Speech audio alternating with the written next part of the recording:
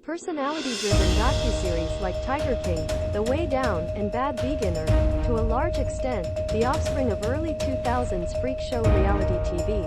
And that relationship is once again highlighted by Dangerous Breed, Crime.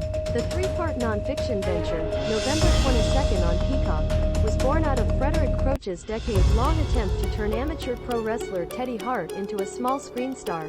The relationship between Dangerous Breed, Crime and early 2000s freak show reality TV is once again highlighted. Personality-driven docuseries like Tiger King, The Way Down, and Bad Vegan are largely the offspring of that genre.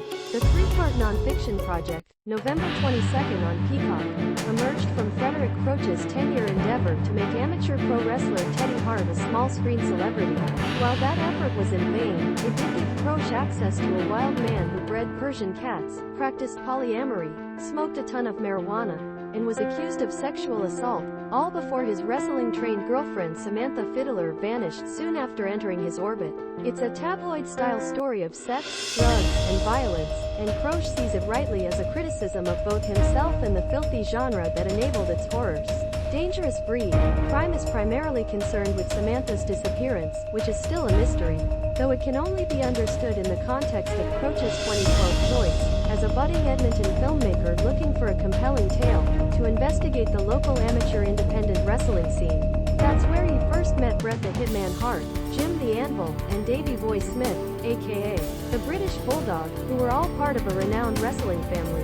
The first time Croce visited Hart, he knew he was in for a ratings bonanza because the athlete lived in a house with marijuana posters, his partner Faye and girlfriend Michelle, as well as 50 to 100 Persian cats that he bred, sold, and juggled.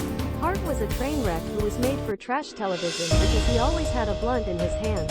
Even though he came from pro wrestling royalty, Hart was in trouble by the time Croce hooked up with him because of a reputation as a troublesome, uncontrollable loose cannon. Establishes his in-ring prowess and manic, narcissistic demeanor using a combination of old wrestling videos and footage from Croce's first reality TV show, on which the director frequently offers commentary.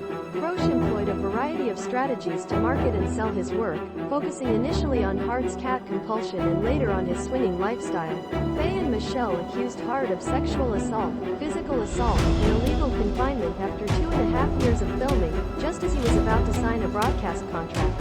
In a subsequent interview, they detailed the methods of dominance and control that Hart used against them, including stealing their passports, holding them hostage, and choking and raping them. Hart immediately left for Dallas and assured Croce of his innocence, wanting his work to be rewarded with a TV deal. Croce agreed to what his subject was saying and kept the cameras rolling. In the USS aspiring wrestler Machiko, who can be seen in a clip being abused outside a Japanese restaurant, You're on Borrowed Fucking Time, moved in with Hart after he got a job at a wrestling promotion. Hart agreed to return to Edmonton to face Faye and Michelle's charges in exchange for Croce continuing the show. When Hart followed through on this promise, he was quickly detained, while Machiko was arrested for an outstanding warrant and Hart's cherished Persian cat Mr. Magic was deported due to paperwork complications.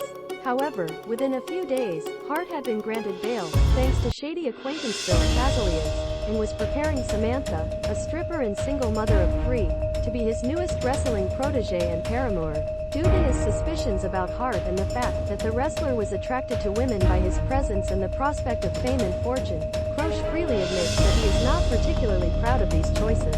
Dangerous Breed, Crime, despite all the regret and guilt the director felt, doesn't go so far as to accuse itself of continuing this kind of filmmaking exploitation, but its receptive self-awareness is still welcome. Croce's right to portray himself as a vital, significant member of the saga he was writing down, and his sense of responsibility contributes to the transformation of these events into a case study of the inescapable influence that documentary filmmakers have on the stories they tell, and thereby a debunking of the notion of detached non-fiction impartiality.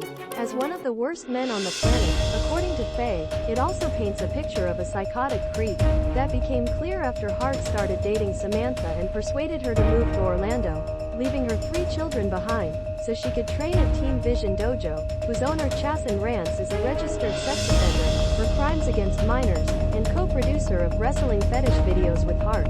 The evidence is clear that Hart stole Samantha's Canadian passport and abandoned her in Florida as a veritable illegal immigrant soon after he abandoned her.